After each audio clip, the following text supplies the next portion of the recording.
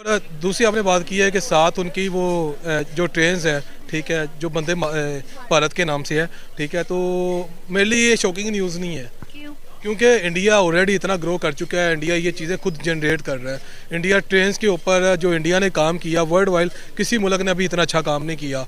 बाकी सब ने किए हैं, अमेरिका, चाइना, रशिया, सब ने किए हैं, बट जो इंडिया ने इंफ्रास्ट्रक्चर दिया है ट्रेन्स का, वो वर्ल्ड वाइड देखने वाला है। वगैरह। ये जो और ट्रेनें हैं, ये आज भी आपको लगता है कि वही ट्रेनें हैं जो अंग्रेज बना गए थे और हम चला रहे हैं? आपको लगता है, या फिर आपको लगता है कि नया सिस्टम आ गया? नहीं, तकरीबन वही है, क्योंकि इंडिया में देखें ना, वो तरक्की कर रहे हैं, सारी ट्रेनें इलेक्ट्रिसिटी पे लेके आ रहे हैं। और हमारा 1947 से पहले एक ही सिस्टम था, यही ट्रेन वहाँ उधर। पे सफ़र है, मतलब यानी कि यहाँ पे जो सफ़र है अगर वो देखा जाए, मतलब बहुत तेज़ वो वहाँ पे जो है ना चल रही है। तकरीबन कोई 800 किलोमीटर जो है ना वो यूँ निकलती है। बात ये भी है ना कि वहाँ छोटे छोटे जगह पे जाने के लिए भी ट्रेन यूज़ हो रही है। जय हिंद दोस्तों भारत में आपको दुनिया भर की रेल देखने को मिलने वाली है, चाहे फिर वो जापान की बुलेट ट्रेन हो, जर्मन की हाइड्रोजन ट्रेन हो, या फिर भारत की वंदे भारत एक्सप्रेस हो। इनमें से बहुत सारी एडवांस रेल आज भारत में चल रही हैं और बहुत सारी भारत में चलने वाली हैं। ऐसा लगता है कि रेलवे का सिस्टम इस टाइम किस तरीके से काम कर रहा है? आपको लगता है कि बेहतर है? अगर हम बात करें 1947 की, तब से लेकर अब तक पाकिस्तान के रेलवे सिस्टम में कोई डेवलपमेंट आई है? मैं ईमानदारी से बताना। ईमानदारी से बताऊं तो कोई बेहतरी नहीं आई।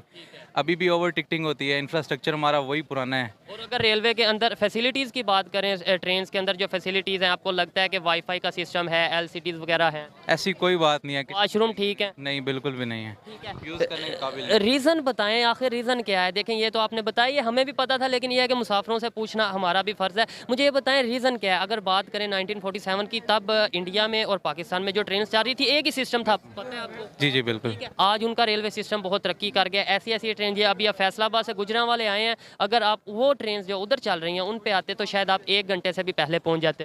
जी, ये बात आपकी बिल्कुल ठीक है, लेकिन हमने कभी ये ज़रूरत ही नहीं महसूस की कि हम अपनी आवाम को बेहतर फैसिलिटीज़ प्रोवाइड कर सकें।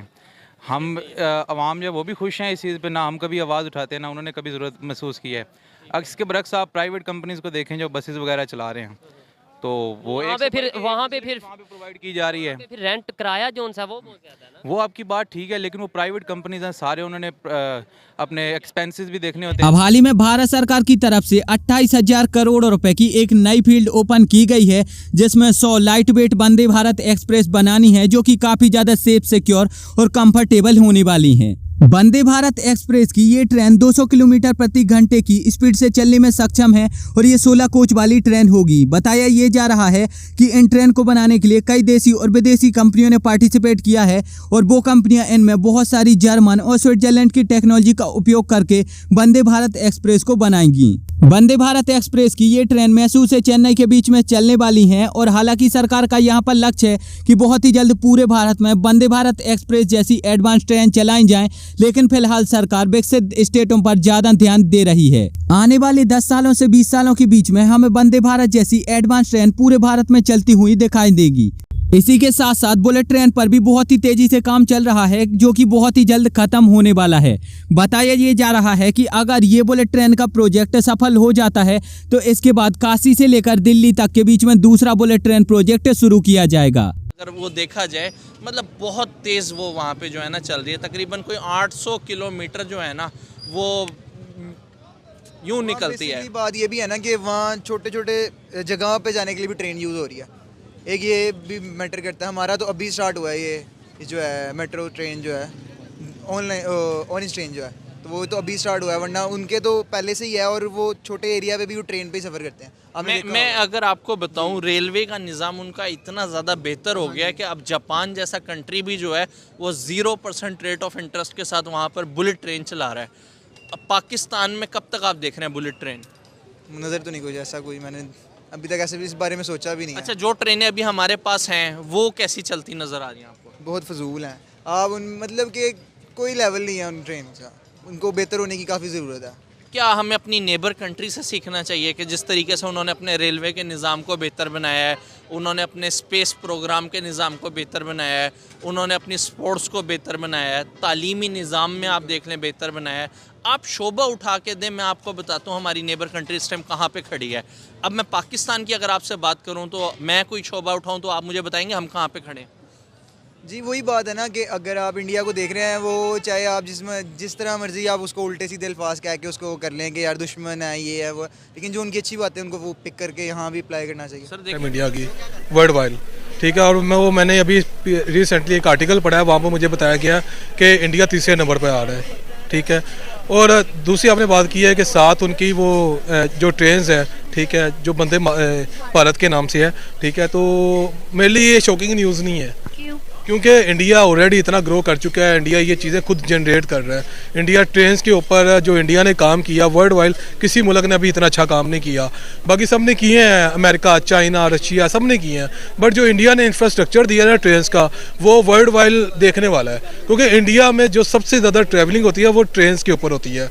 तो अगर हम लोग इसकी बात करेंगे कि इंडिया ट्रेन के ऊपर काम कर रहा है, तो हाँ, इंडिया ने ये चीज़ें बनाई हैं और इंडिया ने जनरेट की हैं, और इंडिया इसके ऊपर ग्रो भी कर रहा है। और इंडिया ने फास्टेस्ट ट्रेन का भी उन्होंने टारगेट दिया हुआ है, वो बनाने जा रहे हैं जल्द, ठीक है। तो मैं इसके बारे में पढ़ रहा था। तो इंडिया यानी कि वर्ल्ड वाइड काम कर रहा है, और ये बहुत ही अच्छी बात है, इंडिया ग्रो कर रहा है। अगर हम बात करें, हमारी डेट ऑफ बर्थ सेम है लेकिन फिर भी उन्होंने तरक्की किया, क्या उनमें खासियत और क्या हमें फॉल्स हैं? जी, इस पे मैं ये कहूँगा कि जो एक्चुअली जो पाकिस्तान का निज़ाम है ना ट्रेन के मामले में, या इकोनॉमिकली या पॉलिटिकली, वो सारा इंडिया के मुकाबले में बहुत ही लो रेंज पे है।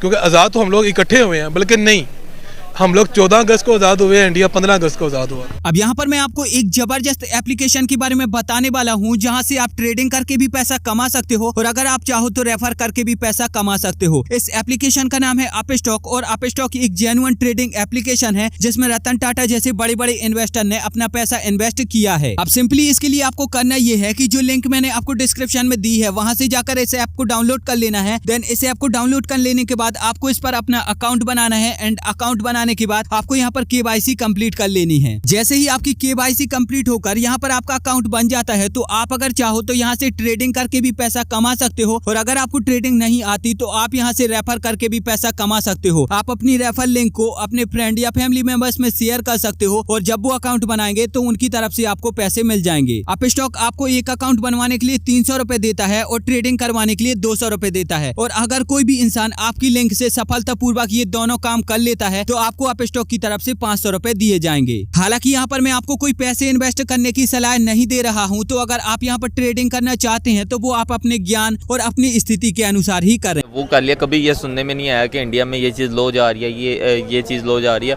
हमेशा उनकी तरक्की के बारे में सुनता आ रहा हूँ, और डेली। और पाकिस्तान को हम ले लें तो भाई पाकिस्तान में यहाँ पे कभी सियासत, कभी कुर्सी, कभी ये, कभी फलां, कभी ढिनका, इन्हीं चीज़ों पर चल रही है। इंडिया बहुत आगे चला गया, और अकेले ट्रेन। हालांकि अब आप मुझे बताओ कि आप भारत के कौन से स्टेट में रहते हो, और क्या आपके स्टेट में वंदे भारत या फिर बुलेट ट्रेन जैसी सुविधा शुरू हो रही है या नहीं, नीचे कमेंट में जरूर बताओ। एंड अगर वीडियो अच्छी लगी है तो चैनल को सब्सक्राइब करके बेल आइकन जरूर दबाओ, और साथ ही साथ अगर आप चाहो तो हमें इंस्टाग्राम पर भी फॉलो कर सकते हो।